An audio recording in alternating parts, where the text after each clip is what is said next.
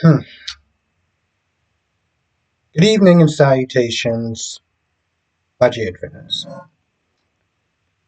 Sonny, after his conversation with Ava, him being a narcissist and everything, he winds up collapsing. And Natalia finds him and, gives him the pill, whatever, so it could dissolve in his mouth while she calls the ambulance. Sonny wakes up and tells her not to do it, right? So she tells him to call Isaiah. Now, Isaiah is, hanging out with Lucky for a little bit and Liz, and eventually meets Jordan. So they're hanging out, getting to know each other and everything like that. And of course, he gets a call, and he has to sit there and leave. And I swear, when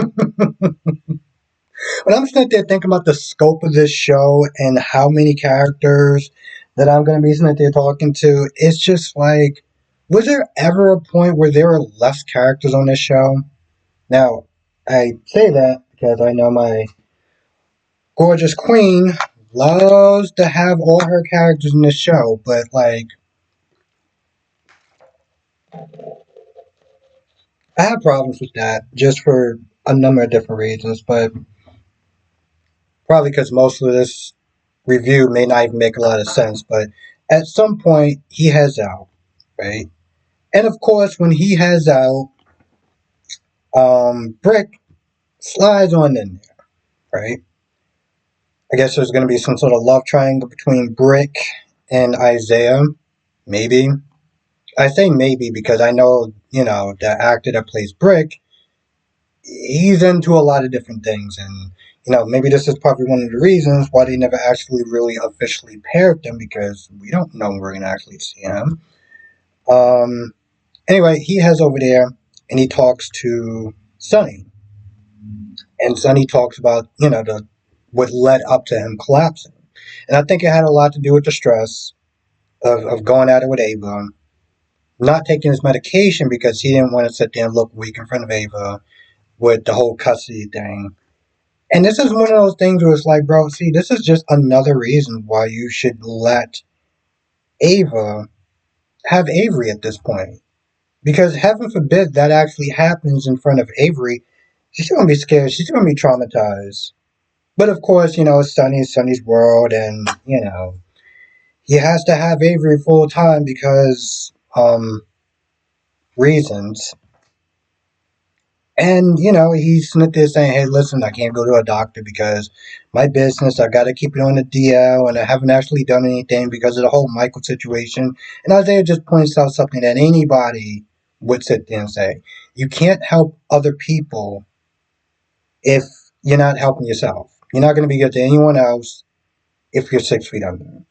So, and he pretty much says, hey, listen, I can't sit there and be on call 24/7, so you're going to have to get that checked out. Um, Natalia agrees to stay with him through the night because, the dude just collapsed and, somebody needs to be watching him. So she agrees. Now, Brick initially came in with Jordan, and Jordan's like, hey, listen, I'm here to meet somebody, and that was Isaiah. Of course, Isaiah has to sit there and leave, and, hey, listen, that's one of the challenges of dating a doctor. It's like when she was a cop, a lot of times she has to sit there and dip out. So, you know, comes with the profession. Now, while that's going on, Sasha's sitting there reading Wiley a bedtime story. Makes me wonder where the hell are the kids at? I mean, Tracy's sitting there saying like they could be anywhere, and of course we get Wiley there, so I guess maybe they were just hiding in one of the one of the rooms or whatever. Which is really odd because you would sit there and think that the cops would have um, investigated that whole place, and somehow you couldn't find two kids. Like, really? I mean, were they even looking at it? He just stopped at one point. Anyway, Wiley's distracted. He misses his dad, his mom, and everything. Felicia comes over, and they get to talking about Willow. And, Felicia being like, she needs to be with her kids and everything.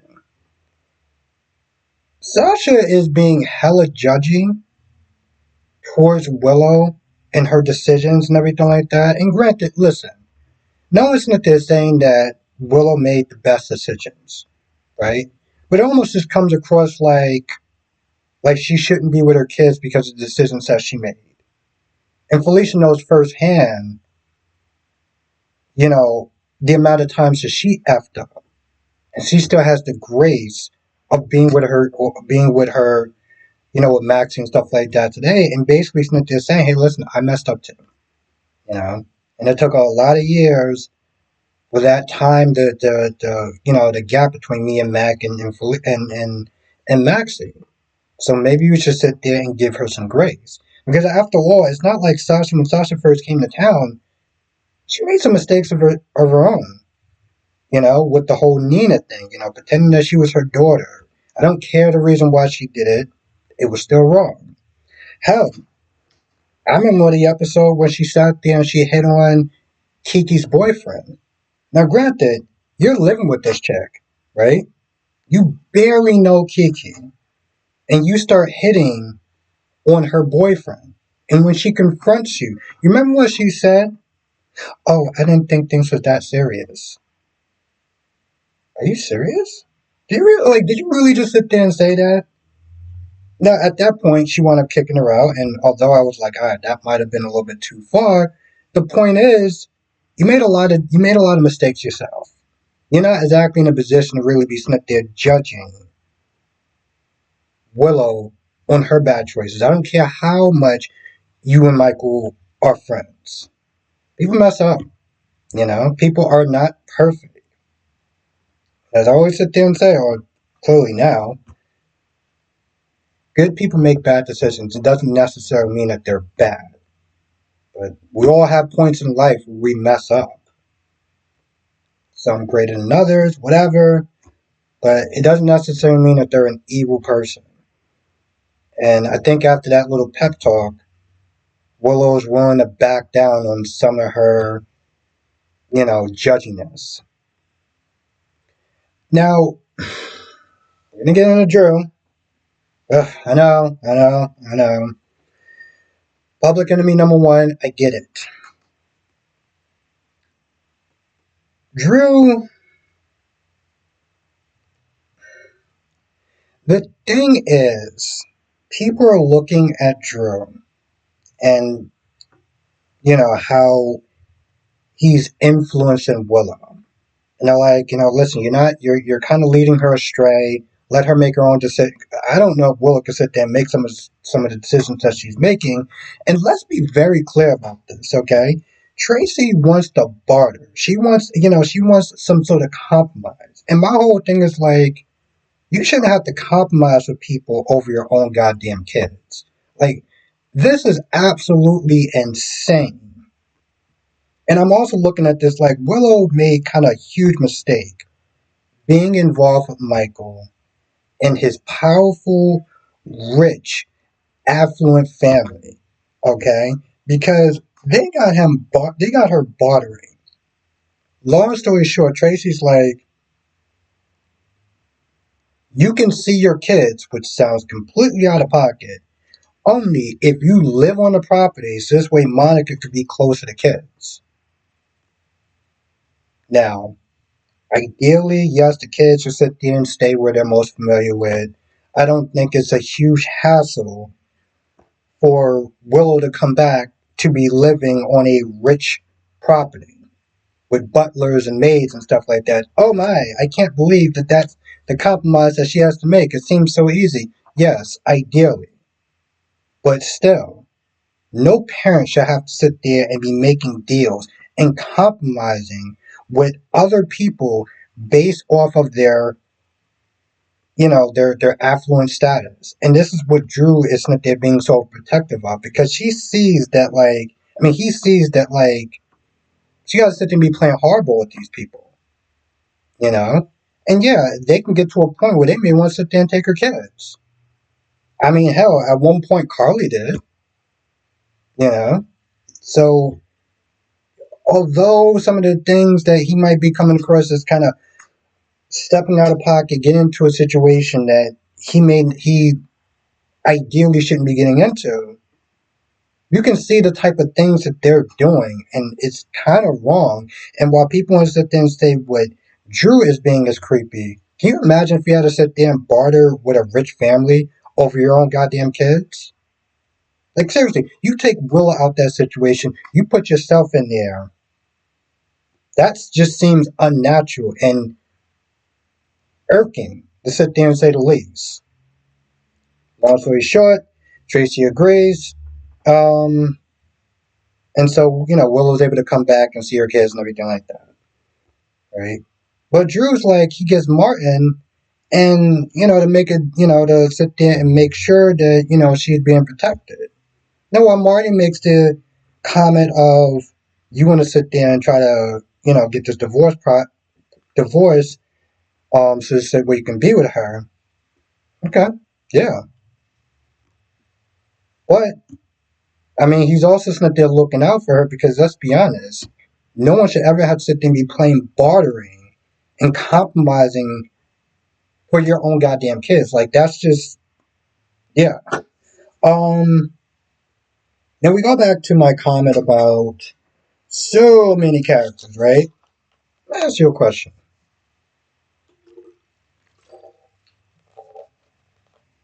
Are you kind of sick and tired of watching Cody just spiral out? Him being mad and upset.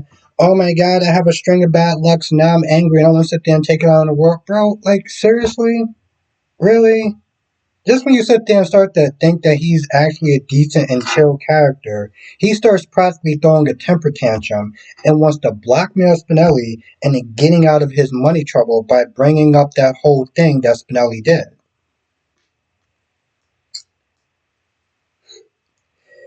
And I want to sit there and know for the audience, do y'all sit there and consider what Cody's doing is bad? Y'all consider what Cody's doing is bad? Because, like, if we go by technicality, well, what Spinelli did was illegal. If we're gonna be honest, but what Cody's doing is a very slime bag and scumbaggish thing. How many times did Cody sit there and go after Drew? And how many times did people sit and ignore it? Because at the end of the day, people don't like Drew. Even if Cody isn't there doing this for no reason whatsoever, I'm pretty sure people will still side with Cody because people don't like Drew. But people like Spinelli. They like Spinelli more than Drew. So I find it particularly funny and interesting when I look at the comments, my comments, and other people's comments. No one sat there and they called out Cody when he was going after Drew. I'm pretty sure if I go and watch a YouTube video of General Hospital, I'll see so many people being upset that Cody's going after Spinelli, even though that's still just out of pocket. It's amazing how people sit there and look at things based off their emotions, even if both instances are strikingly the same. And people don't tend to judge that; they just judge it off of emotions. But whatever. Um. Anyway, he's going after Spinelli, and eventually, a crowd starts building around because Cody starts to just lose his shit, right? And everyone starts to get up. Brick, everybody. Lucky comes in there and tries to stop it. Cody punches him in the face. You would sit there and think that he's a better fighter than that. I mean, I heard that from what he said, he fought about 9 people before the 10th person took him out. Yet you can't handle Cody. Okay, I guess what Brick said, he broke up the fight or whatever. So we don't know how it all went down. But for a guy who's not there trying to get into the compound and sit well, got to sit there and fight off multiple amount of people like he was Batman or something. I kind of find it weird that he couldn't handle Cody, but whatever. Um, and of course, Brick is not there flirting with Jordan again. Uh, it's amazing. Like Stephen A. Smith has this very charismatic attitude, and I feel like if he was more available, I would definitely want him to be on contract and kind of see where it'll go with Jordan. But unfortunately, And you look at it, if I sat there and asked you a question, and I sat there and said, well, who'd you like Jordan to be with? Isaiah or Brick? If I had the time and the energy, I would sit there and do a poll. And I'm pretty sure people would sit there and say Brick. And it's just unfortunate that there's nothing wrong with Isaiah. I just feel like Brick is probably the better person. But you're going to get Isaiah anyway because Stephen A. Smith is just a very busy man. Um, and I think lastly, because who knows, Liz and Lucky are talking to Marty about Cyrus and, trying to get an idea about his possible motive of unaliving these people. Now, it kind of stems back to his mother and about how, he wanted, how do you sit there and say this? He wanted his mother was ill for a very long time. And while he wanted his mother to sit there and go out with dignity and grace, Marty wants to sit there and try to keep her alive and going through all these different medical hospitals and stuff like that. And, I guess he just didn't like the idea. Like, now she's better, but he didn't like the fact that she didn't go out in a natural way. So, while that makes sense, and he leaves to go talk to Drew, Lucky's like, this still doesn't make sense. So clearly we're missing something, or GH writers are literally just writing this stuff as they go along. Like, there's no actual plan because, yes, while that person that got, died under those mysterious circumstances, we don't know, was she terminally ill? That wasn't the same for Sam. That wasn't the same for Dex. Dex seems more of a revenge killer. Lulu, him moving her around or whatever, we don't have any idea what that was. And Sam's killing doesn't make sense because if it was to sit there and get a path for Lulu and Dante, he didn't know that Lulu was going to wake up. So the Sam killing still doesn't really make a lot of sense. But people could sit there and say the same thing about the revealing of the Hook Killer, which I was actually okay with, but a lot of people weren't. Hell, Tracy's stubbornness got so bad that even Lulu tried to go in there to, kind of mediate the situation. Eventually it worked itself out. But she still wasn't there standing on business in a sense that really didn't make a lot of sense because of the reasons I've said in the other videos. I'm not going to sit there and re-say it, but there are reasons why Tracy's standing on business that doesn't really make a lot of sense storyline wise, but in real world wise of why she's doing it. I feel like that's pretty much about it for the most part. I might have missed some things here or there.